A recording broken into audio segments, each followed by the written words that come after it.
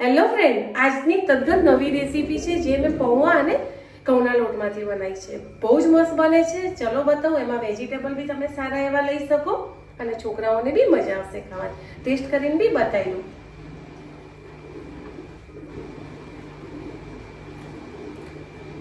Friend, જલ્દી બની જતો અને ઇઝી નાસ્તો છે. ચલો રેસીપી સ્ટાર્ટ કરીએ. હેલો ફ્રેન્ડ્સ, જય માતાજી. આજે આપણે બનાવીશું પૌવામાંથી ટેસ્ટી જમવાનું રાતનું. એમાં લઈશું ઘઉંનો લોટ. તો અમે 1 વાટકી પૌવા લીધા છે, એની સામે 1.5 વાટકી ઘઉંનો લોટ લીધો છે. તો ચલો રેસીપી સ્ટાર્ટ કરીએ. જોડે લીધા છે વેજીટેબલ અમુક, એ હું તમને બતાવી દઉં રેસીપીમાં.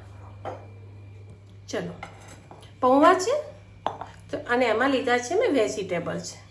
એક બટાકું છે, ઓપ્શન છે ના ખાવો તો નહીં એડ કરવું. ગાજર, ડુંગળી, મરચાં અને ફુદીનો લીધો છે. ફુદીનાની જગ્યાએ તમે કોથમીર બી લઈ શકો, પણ આમાં ફુદીનાનો ટેસ્ટ બહુ જ મસ્ત લાગશે. ટ્રાય ચોક્કસથી કરજો.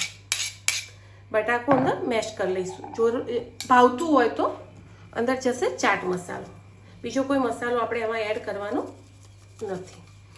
જો લસણની ચટણી તૈયાર હોય તો એ લઈ લેવાની, અને મારી જેમ તૈયાર ના હોય તો શેજવાન ચટણી 1 ચમચી જેટલી લઈ લેવાની. બીજું કશું જ એડ નથી કરવું. છોકરાઓને ચટપટું ખવડાવવું છે, બધું હેલ્ધી છે. સાથે છોકરાઓને કંઈક સારું પીઝા સ્ટાઇલ કેવું ખાવું હોય તો એમાં એડ કરી દઈશું આપણે 1/2 ચમચી જેટલું માયોનીઝ. બસ આ છે આપણા બધા નાસ્તામાં વપરાતું માયોનીઝ. બહુ જ મસ્ત લાગે છે.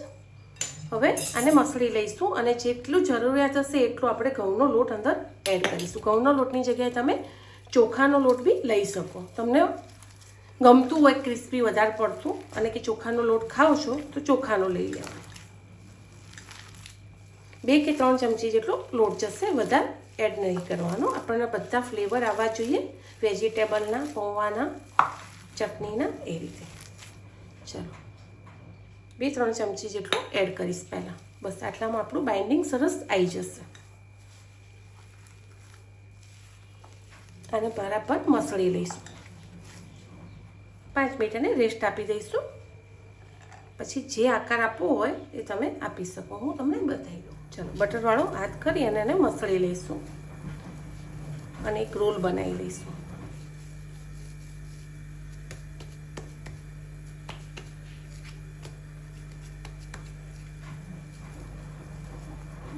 ગોળ રોલ બનાવી અને ચોરસ સીટ થાય એ રીતે કરીશું. વણવાની, થેપવાની કોઈ જરૂર નથી. બાજુમાં મસ્ત 1 ચમચી જેટલું બટર કાં તો ઘી, તમને જે ટેસ્ટ ભાવતો હોય એ એડ કરી દેવાનું.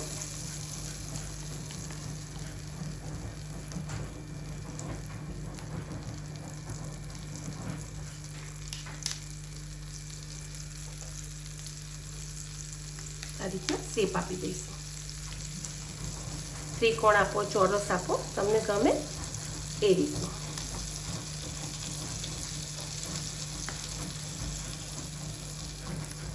જો થોડીક વાર ફ્રીજમાં મૂકી અને પછી તળવું હોય તો બી ચાલે, અને ઉતાવળ હોય, કોઈ ગેસ્ટ આવ્યા છે, ફટાફટ બનાવવું છે તો તમે તરત બી કરી શકો. તમને બતાવી દઉં. છે ને મસ્ત નાસ્તો, 5 મિનિટમાં તૈયાર થઈ જાય. તો મેં બાજુમાં બટર એડ કરી દીધું છે નોર્મલ. ચલો, આપણે બાજુમાં એને મૂકી દઈએ. બટર મારું કોથમીર મરચાં ચટણીવાળું હતું એટલે તમને એવું લાગે છે. આ રીતે આપણે આપણો નાસ્તો કરેલો અંદર ગોઠવી દેવાનો, જેટલો ક્રિસ્પી કરવો હોય એ રીતે.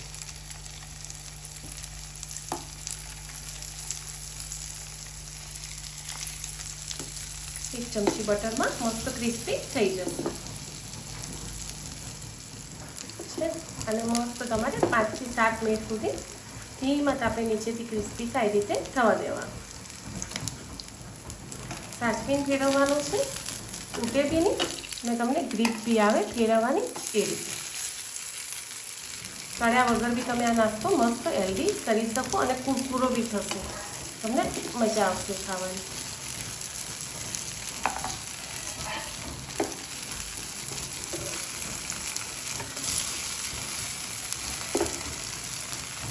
કેમ કેટલો મસ્ત લાગે. ચલો ફ્રેન્ડ, થઈ ગયો છે. નોર્મલ મેં શેક્યું છે. તમારે આનાથી વધારે ક્રિસ્પી જોઈતું હોય તો બી શેકી લેવાનું. અને લઈ લઈશું આપણે થાળીમાં. અને તમે ગ્રીન ચટણી જોડે, કેચઅપ જોડે એકલું ખાઓ તો બી મસ્ત લાગશે. પૌવાનો આ નાસ્તો તમે ક્યારેક ટ્રાય કરજો, મજા આવશે. ફ્લેવર લીધો છે મેં ફુદીનાનો. તમે કોથમીર તમને જે ભાવતું હોય લઈ શકો.